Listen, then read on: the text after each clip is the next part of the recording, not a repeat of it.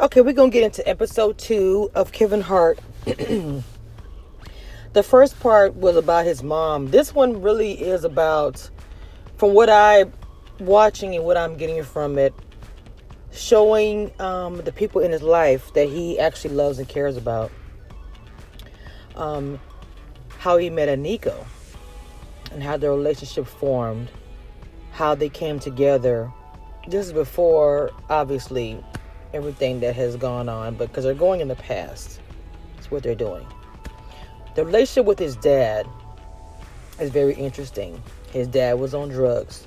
When we first saw Kevin Hart and his stand-up, he was speaking about his dad, and he was speaking about how he threw him in the pool. I know we all know that story, how he threw him in the pool, and he was like, "Dad, I can't swim," and told him to figure it out. It's a really funny scene, but but it's interesting to see his dad with Larry on the late night talk show, and he was telling the host, "Yeah, I threw him in the pool. Yeah, I left him. I did this. I did that." He said I was high. I was like, "Oh snap!" So we get into the whole thing with him and his dad and their relationship. He even said at one point in time in his documentary, most of the time you have a parent and a child, there is a bond there. He said there's not a bond. It's not like a father and son bond. There is a father and son love, and there is a difference because he wasn't there for him. I think he said one time he went and stayed with him. He goes to the house and he's like, "Who the F are these people in this house?" Because it was like Boom Boom and Jack and CC and all this, and it's like, "Well, Dad, where am I sleep at? Oh, you gonna sleep with Boom Boom?" He's like, "Who the F is Boom Boom? Who is all these people?" You go to your cousin, like, "This your cousin, this your nephew, this your nephew." Like, who are these people? And then he's talking to him about, did y'all eat? It's like, did we eat?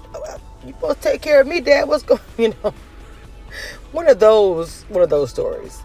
His dad just wasn't there. His dad was on drugs really bad. I mean, he even brought up the fact that his brother tried to help his dad out. He had his brother had his own barbershop at one time, and his dad was working there with him. They thought, hey, we got him busy doing something. He's not in the streets trying to get drugs. And then they found his dad, gone, stolen stuff out the barbershop, took his brother's car. They pull up next to him. He responds to him or an excuse or whatever. "Oh, I ran out of gas." It was like, this is getting pretty bad. They ended up putting him in the center. Obviously now he's sober. He beat lung cancer. He has that breathing, I don't want to say it incorrectly, that breathing disease where he cannot breathe. He struggles to breathe really bad. But even though his bond with Kevin is very obviously broken, he has the opportunity to bond with his grandkids, which I see he's doing with the baby and the kids he had with Tori. And speaking of Tori, he did bring up Tori. And I wanted to see what he was going to say about Tori because their relationship seems so, broken and messed up. What you see in the blogs. And he said it just seemed like he does not love her in that way, and he hadn't for a long time. I'm just going to say that. As a woman, I could just tell. And he said the one blessed thing they can say, they had those beautiful kids. And they were just young. We all were young at one time and got married. Who can't say that? And people look at Nico as a homewrecker, someone who came in and destroyed the entire family. And Kevin is like, no, the relationship was already done. They were already living in separate homes. He filed for divorce. He didn't want to be with her. He was kind of plain as, I didn't want to be, I'm not going to say it was shade, but it was just like, I didn't want to be with her anymore. I had moved on to somebody else. I'm not somebody else. I moved on in my life and then end up meeting a Nico. But this is what he's saying. Obviously, I wasn't there, but I'm just, So he met a Nico. She's spoken as herself. She said that she met him at a club and he serenaded her and was funny. She said, "I'm attracted to funny. Doesn't care how you I don't care how you look." I was like, is that not shade? I don't know if that was shade or not.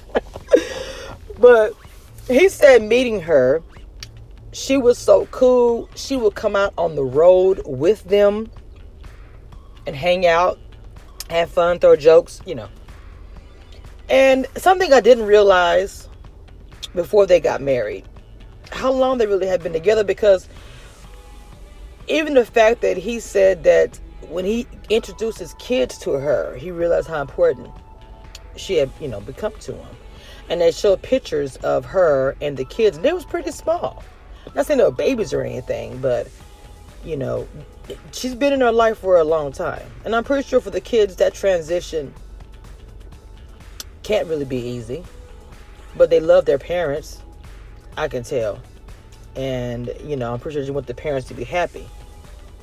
And it seemed like they're making it work. This is the part 2 that I'm speaking on only at this moment. They have a beautiful wedding. It really was beautiful. And see, a lot of people were like, people want you to hate Nico. I feel like that's the impression. They literally do label her as a homewrecker.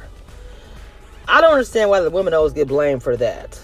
Because even if he was, and she said, I can't date a married man. Look, let's say that he was still, married, but they were separated and not together.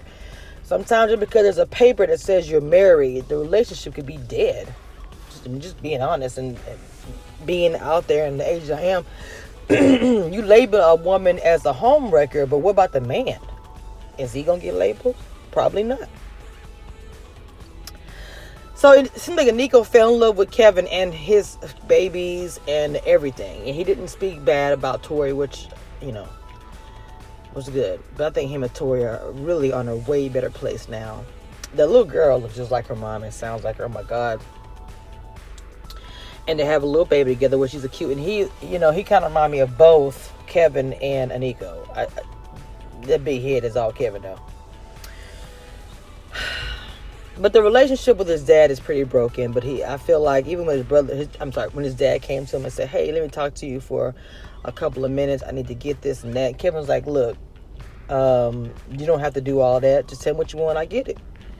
He feels like his dad is probably, in the last years of his life, and he wants to make sure he's happy and comfortable, which I understand that too.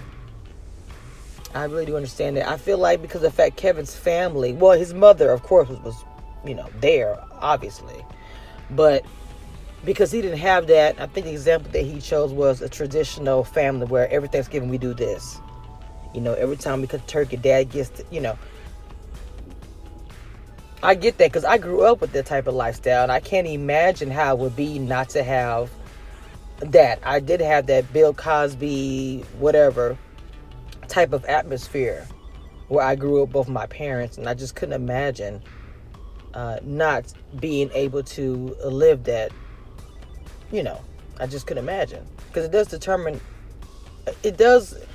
I'm not gonna say that you're all of whatever you grew up around, and everything your influence is completely gonna make you who you are, but it's a big part of it. It's a big part of it. I hope you guys are enjoying the series here. If you have not watched Kevin Hart, don't F this up. That was me going over part 2. The next episode will be tomorrow. I will say this. It does seem like watching the first and the second episode, he is going back to his roots and showing you what made Kevin Hart, the people that were behind it. Maybe trying to show us how all the things in his life made him who he is today. Not making excuses, but sometimes you do kind of want to know what makes a person tick. How this person become who this person is. Just like the statement that he made it by his own dad, that he can tell that his dad was not raised the correct way because of the way he spoke to him as a child, the way he was around, not around, and just the way he, So I get where he's going with giving his background and telling you, letting everyone know who Kevin Hart is and how he came to be.